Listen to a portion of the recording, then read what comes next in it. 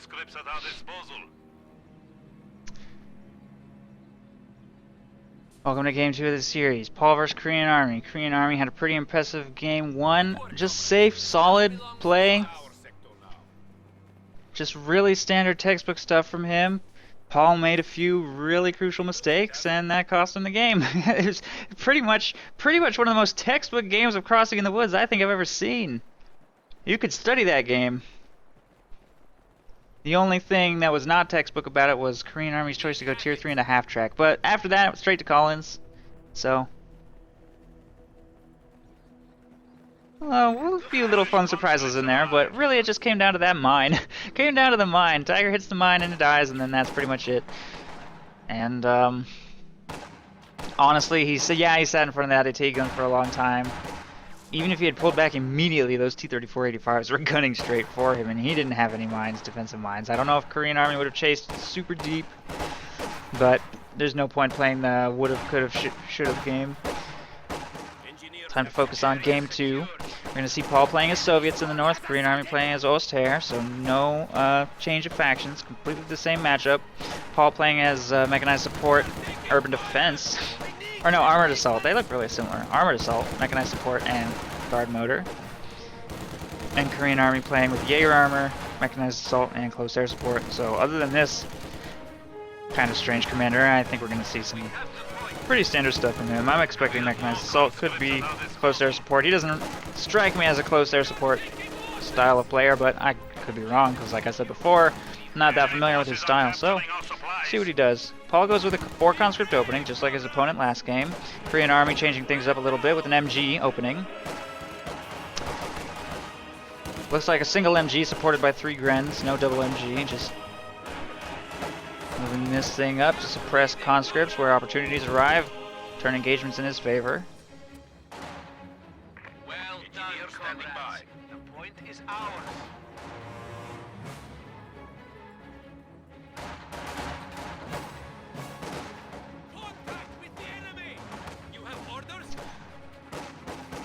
Conscripts setting up over here on the strategic point. Who needs a light? Grenadiers jumping into green cover on their flank. Nice flank by those Grenadiers. The MG42 still has a little support. Grenadiers in the building to provide protection. It's going to face north. Paul working the left flank right here to grab control of that strategic point and doing a really nice cutoff right here with these conscripts. He's going to maintain control of this area for a while those Grenadiers kind of struggle a little bit to get him out of here. That squad is going to retreat with 4 men remaining. If those Grenadiers can pop a few more models, get a little bit of manpower bleed going, try and punish Paul for that cutoff maneuver.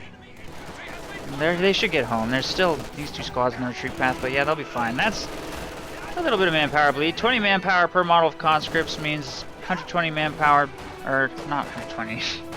Math is hard. 80 manpower. If you take out 4 conscript models, I can multiply 4 by 2. Hard, simple math.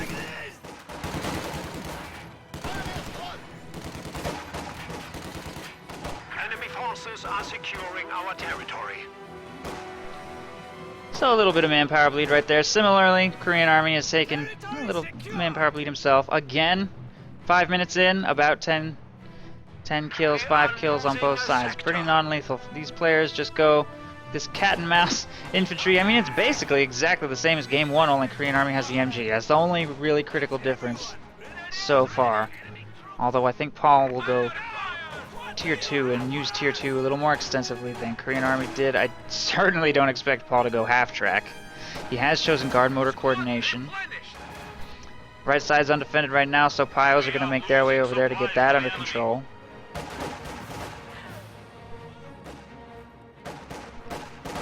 Whoa, what is that flamethrower squad doing?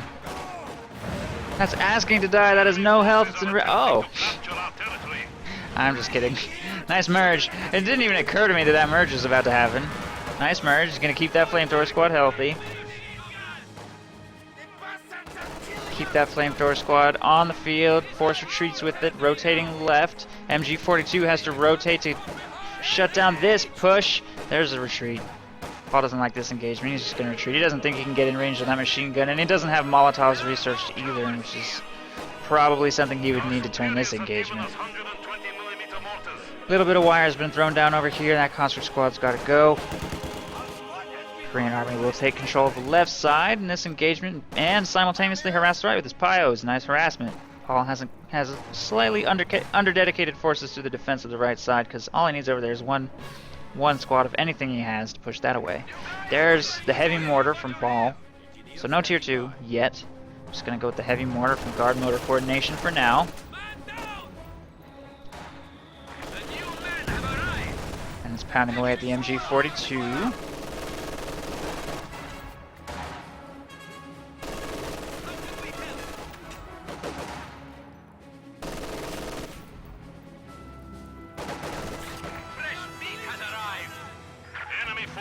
Capturing supply sector. No big lucky hits by that heavy mortar yet. It's very, very light damage. I'm not sure where it's barraging right now. Probably the munitions point, or maybe this point right here. Either way, gonna try and soften up some of these grenadiers over here.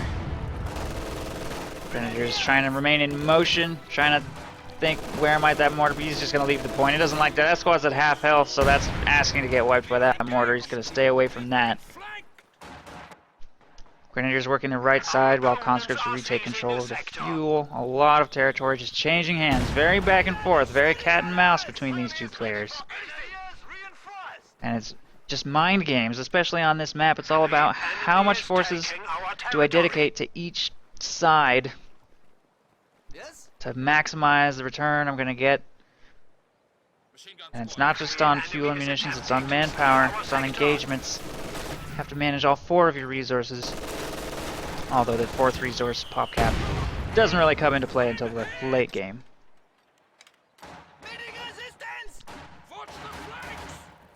Nice heavy mortar hit forces that machine gun to retreat. Demo charge in the green cover right there. Our MG42s have arrived. Einsatzbereit. We have a full complement. Infantry contact. It's so quiet, it's so eerie. Medic bunker in the base for Korean Army. Gonna get that healed up. Paul trying to throw up cover where opportunities present themselves. Look at that sneaky wire. I didn't even see him throw that down. I wonder when he did that. Double mortar, by the way, from Paul. That is very aggressive manpower expenditures into mortars. That's 800 manpower into mortars. He's going to have to get some big wipes to get a return on that investment. Pyos are trying to destroy that cover. And there's a minesweeper upgrade to snip the wire. Mortars bombarding them in the attempt, though. 3 squads of grenadiers heading right. Paul is inside the house. Mortar bombarding them. And Paul has a great early lead, although he's going to need to win like with a full sweep, 500 victory point sweep to get faction selection in Game 3. Since his opponent had, I think, 483 victory points at the end of last game. But he's off to a great start, no doubt about that. He's about to have a triple cap going, and if he gets some miracle wipes with those mortars, he'll be in a great position. Korean Army still has no commander selection at 3 CPs. He's well on his way to Stugi if that's the route he decides to take. Although, I'll be honest, I have no idea what he's going to choose. I have no clue. Mortar gets a big hit on one squad. There's another big hit on that squad.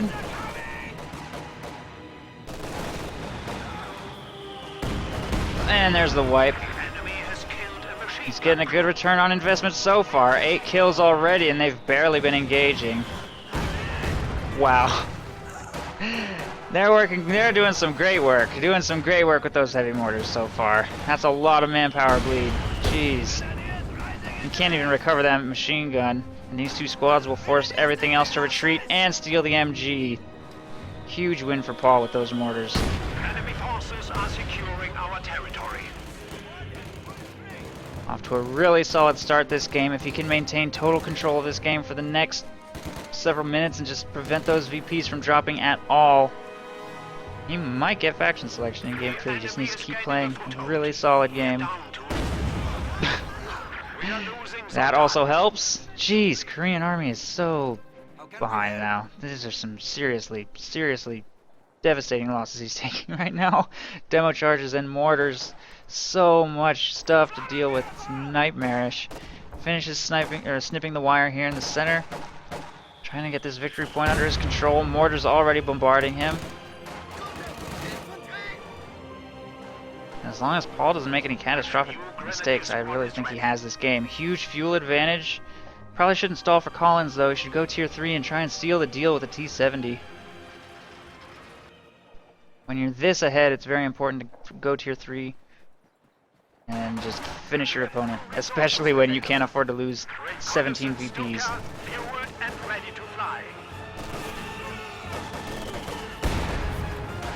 MG42 team is If ready. you want faction selection. Victory points are very important in tournament settings. This faction selection, I mean, this map, you could probably argue this map is quite balanced, though, for factions. Probably favors Osterra a little, honestly, because of the LMGs. But, We have new resources available.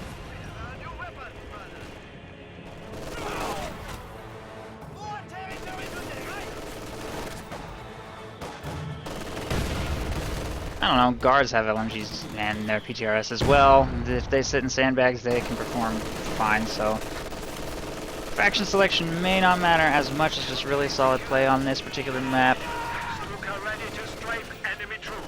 We are losing a sector. Oh, that last second merge, did you see that? Nice. He's gonna have to retreat anyway.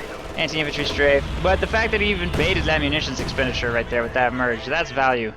That's value. He may not have done that strafe if he hadn't merged right there, and merge is free. Unfortunately, Paul will lose faction selection very soon.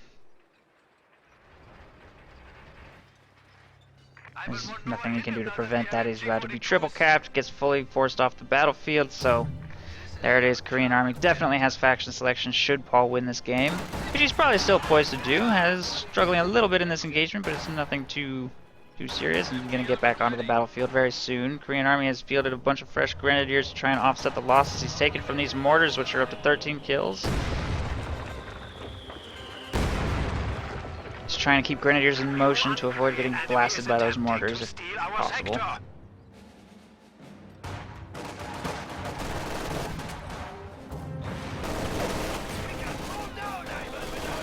LMGs are laser beaming that flamethrower down quick. There's another merge. Seeing a lot of big merges from Paul this game. I don't think I've ever seen merge used so many times in one game. Keeps that flamethrower in the field. Oh, it wasn't paying attention for long enough. Finally, that flamethrower goes down. Kinda hurts. His team weapons are exposed. He's probably gonna have to retreat again. Just too many grenadiers to chew through here in the middle. MG42 is moving to assist. That's the second MG42. Paul still has control of this one.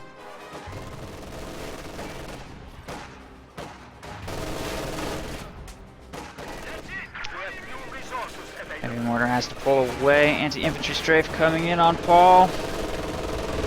He's going to be forced to retreat again. Korean Army just slowly pushing. He's got the entire left side. Paul needs to maintain control of his cutoff, so he's struggling to field anything to the left side. And his infantry army is a little weak.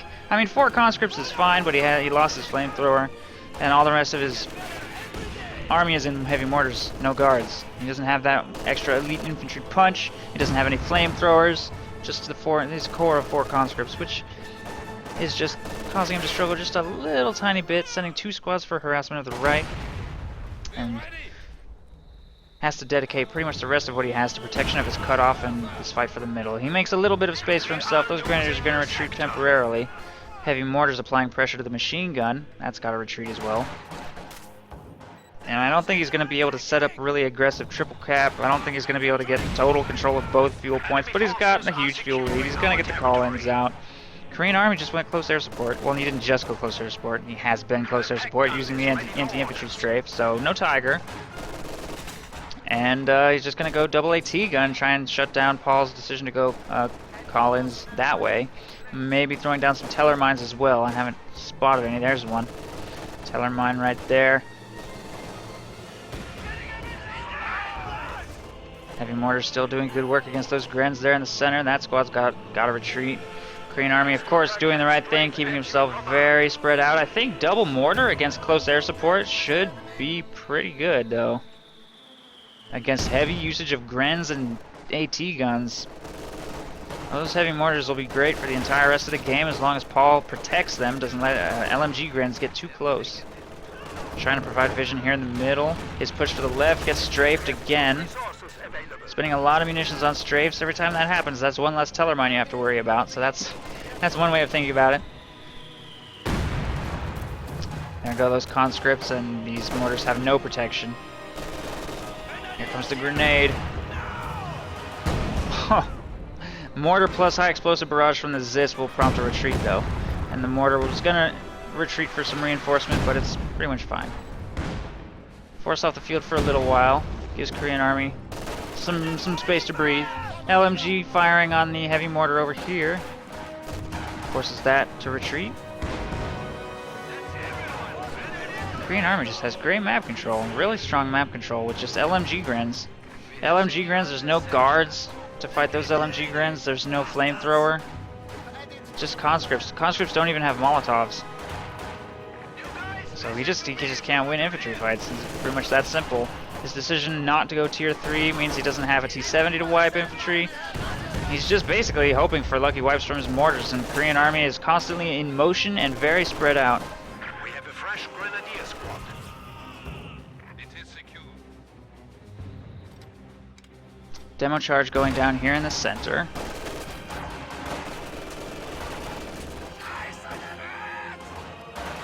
Stuka strafe run available.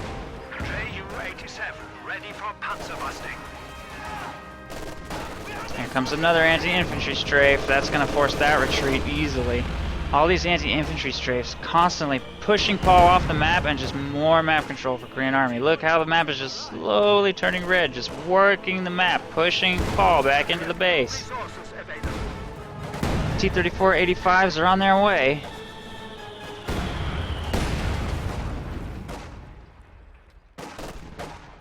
But he's hurting for manpower quite a bit. Has to reinforce team weapons occasionally, constantly reinforcing his conscripts.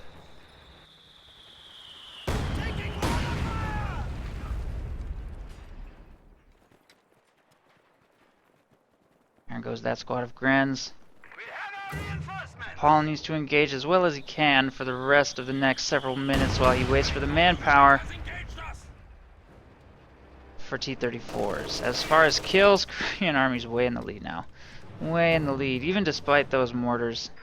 The enemy is taking our territory. And those LMG Grens are just really tearing those conscripts apart.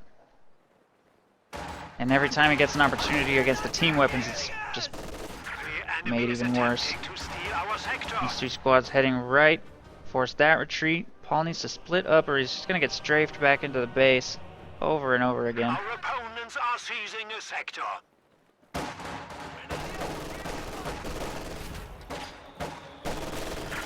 Ready for strafing mission. Although in all fairness, it takes at least 3 squads of conscripts to win against even 2 LMG Grens on this map. Probably more than that if they don't have Molotovs. He won't win an engagement anywhere with lone harassment unless he's completely unopposed, which he's attempting over here on the fuel. Slowly taking control of the right side fuel now as well.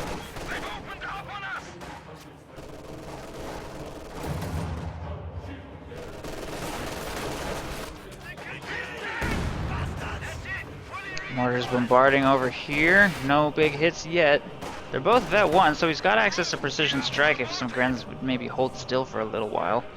For now, he's just going to be relying on auto fire.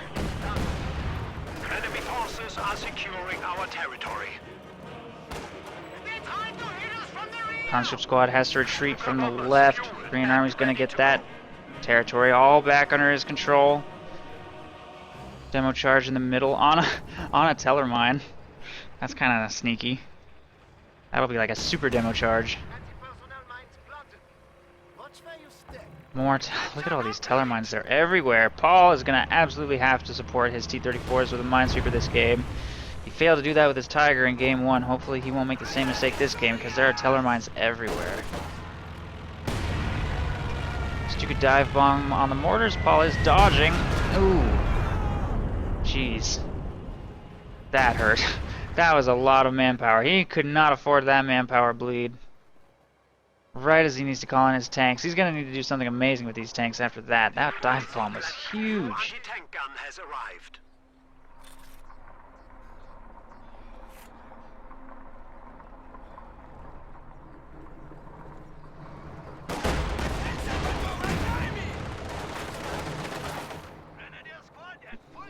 We have taken it. Supporting with the Minesweeper. Doing what he should right here. Minesweeper has to retreat, but he knows the road is clear. AT guns set up here to prevent any further advance by those tanks. And those are going to reverse back to safety for some repairs. They'll be pushed off the field for a little while. We have new resources available. That mortar's got to retreat away from those Grens. Another mortar, the other mortar right here. 3 models left on that. Gonna bombard those Grenadiers in their green cover position right there. The AT guns moving up quite aggressively through the center. Good thing that demo charge already exploded. That could have been extremely bad. Grenadiers from the right flank force another retreat.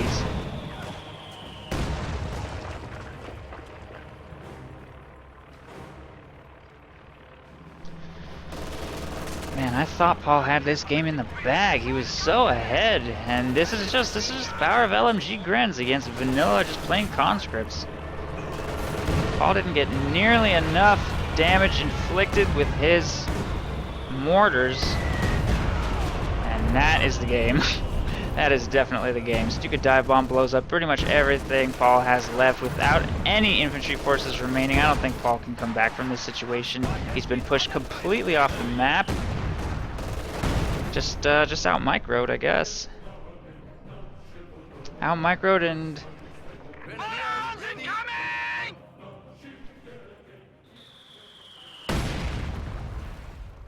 We have new resources available. First man's complete. oh, Paul. It is our Oh, Paul. Single sector. Of course. Paul's a very emotional player. I think we all have learned this about Paul by now. Cars ready for bombing mission. That's how passionate he is. Passion's coming out. Well done. We have forced the enemy down to 200 points.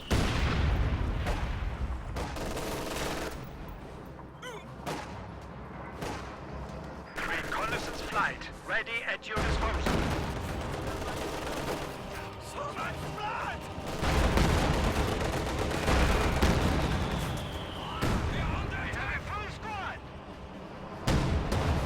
Stuka ready to strafe enemy troops.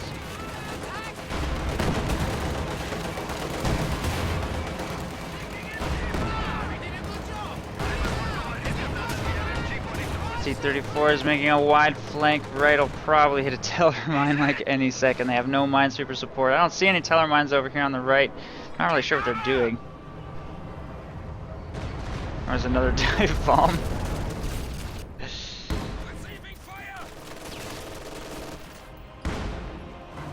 have new resources available. There's one teller mine.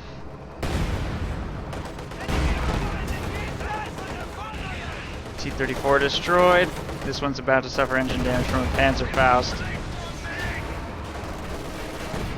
Probably gonna go down just Panzerfaust spam. There it is. GG. GG exchanged, and Korean Army takes the series. Well played, Korean Army.